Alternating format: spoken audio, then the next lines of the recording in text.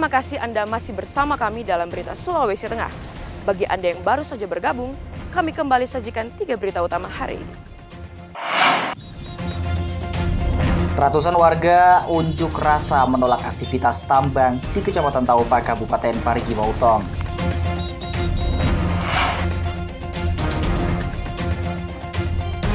Satgas LPG melakukan sidak di sejumlah pangkalan LPG di Kota Palu. Pemerintah Provinsi Sulawesi Tengah mencopot Kepala SMK Negeri 2 Palu yang diduga melakukan pungli.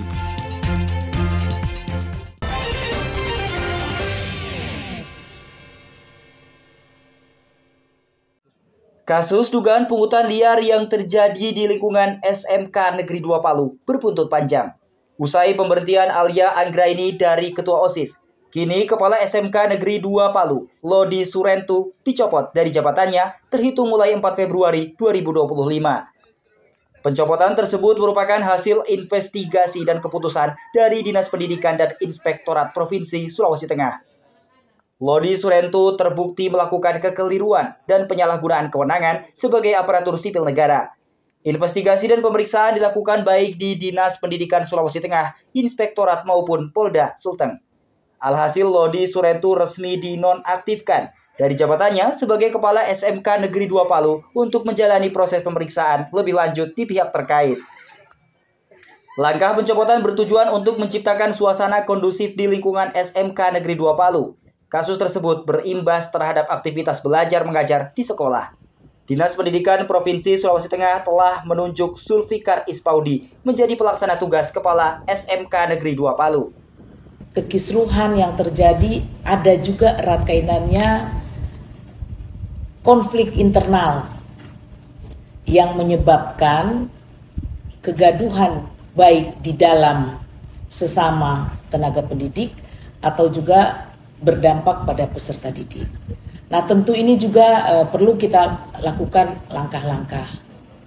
Dan dari hasil yang sudah disampaikan kepada kami, karena sifatnya memang ada pelanggaran, maka saya nyatakan, dan ini sudah berdasarkan kesepakatan dengan pimpinan dan juga kami di internal, termasuk juga dari inspektorat, maka Kepala Sekolah Pak Lodi Surentu untuk sementara kami nonaktifkan. Sementara itu, Muhammad Rinaldi Prasetyo, selaku kuasa hukum Alia, mengapresiasi langkah tegas yang dilakukan pemerintah Provinsi Sulawesi Tengah. Selain mencopot Kepala SMKN 2 Palu, juga memutuskan Alia Anggraini untuk menjabat kembali selaku Ketua OSIS. Ini kan menjadi rangkaian kejadian. Ini sebenarnya dari awal demonstrasi sampai dengan adanya putusan karena katanya kemarin belum putusan oleh inspektorat terkait adanya dugaan pelanggaran ini, adanya pelanggaran dilakukan oleh kepala sekolah. Nah, sebenarnya kalau kami harusnya ini bukan juga masalah penonaktifkan untuk sementara. Seharusnya ini kan harus ada tindakan tegas lagi karena ini sudah menjadi polemik di masyarakat, kurang lebih seperti ini dia ribut-ribut. Nah, kemudian itu yang terganggu adalah Alia sendiri karena dia ini harus melaksanakan tugasnya ujian akhir sekolah. Kurang lebih tinggal beberapa bulan lagi dia lulus dari sekolah itu. Kasus tersebut bermula dari kebijakan kepala sekolah yang mewajibkan siswa ikut kursus bahasa Inggris. Setiap siswa dikenakan biaya kursus sebesar Rp250.000. Biaya tersebut dinilai memberatkan siswa dan orang tua.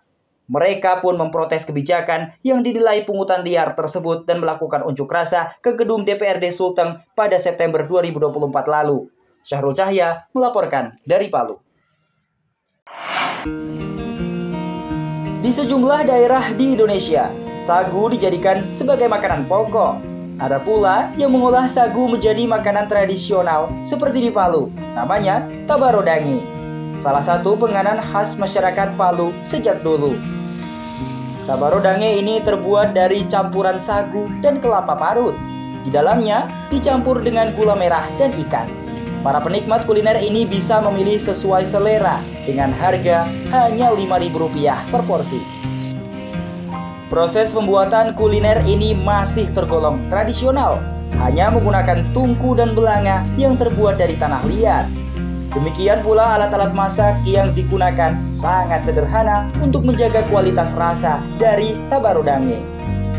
Salah satu lokasi penjualan tabarodange yang ramai dikunjungi adalah di Taman Bumi Bahari, Kota Palu. Para penjual menyebutkan rata-rata tabarodange laku hingga 40 porsi setiap harinya. Sudah 4 tahun begitu. Kenapa pilih di Tambun Las ini? Kan di sini rame nah. Cuma saja. Cuma apa itu? Cuma kelapa saja.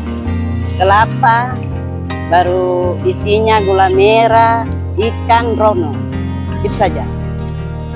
Para pembeli senang bisa menikmati kuliner khas tersebut, apalagi sudah jarang dijumpai di Kota Palu. Ya, untuk dagingnya sendiri merupakan salah satu makanan favorit saya. Karena ini salah satu makanan yang menjadi ciri khas orang Timur, terbuat dari sagu. Nah, untuk topping favorit saya itu dicampur dengan gula merah. Nah, saya harap daging ini bisa terus eksis di Kota Palu. Tabarodange sebelumnya banyak dijumpai di kawasan Pantai Talise dan Taman Ria, Kota Palu. Namun, saat terjadi gempa bumi dan tsunami 28 September 2018 silam, tak ada lagi penjual yang beraktivitas di lokasi tersebut. Julianus K. melaporkan dari Palu.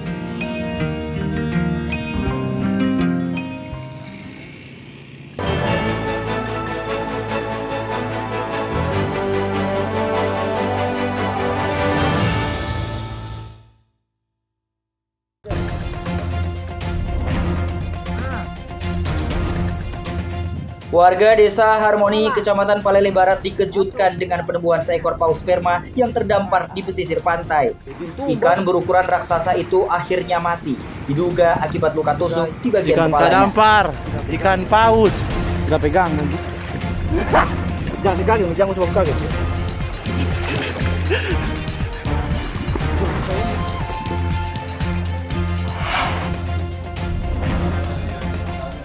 Siswi SMK Negeri 2 Palu Alia Anggraini dinonaktifkan dari jabatannya selaku Ketua OSIS lantaran mengkritisi kebijakan sekolah terkait pungutan liar.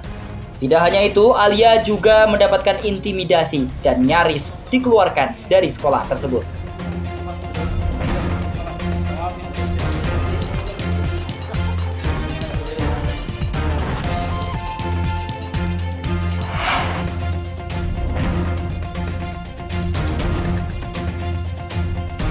Banjir bandang menerjang Desa Kayu Lompa, Kecamatan Basidondo, Kabupaten Toli-Toli, Minggu siang.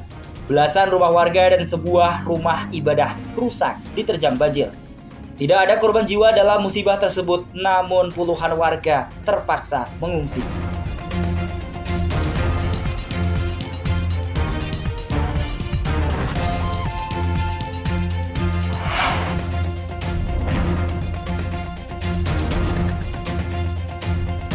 Tujuh tahanan Polres Parigi Motong kabur dari sel Polres Jumat dini hari.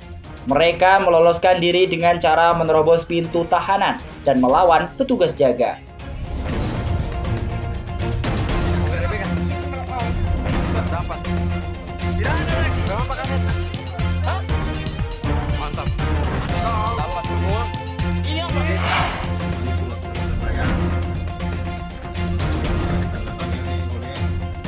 Seorang residivis yang mengaku pejabat Polda Sulawesi Tengah ditangkap tim Direktorat Reserse Cyber Polda Sulawesi Tengah Rabu pagi. Pelaku berinisial San, warga Kelurahan Rawananggun, Jakarta ini ditangkap di Ciputat, Tangerang Selatan 29 Januari lalu.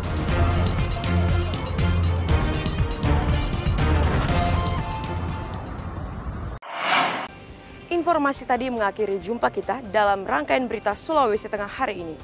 Atas nama rekan yang bertugas, saya Aurel Lagia mengucapkan terima kasih atas kebersamaan Anda. Selamat beraktivitas dan sampai jumpa. Songgom Puasi, Tabe.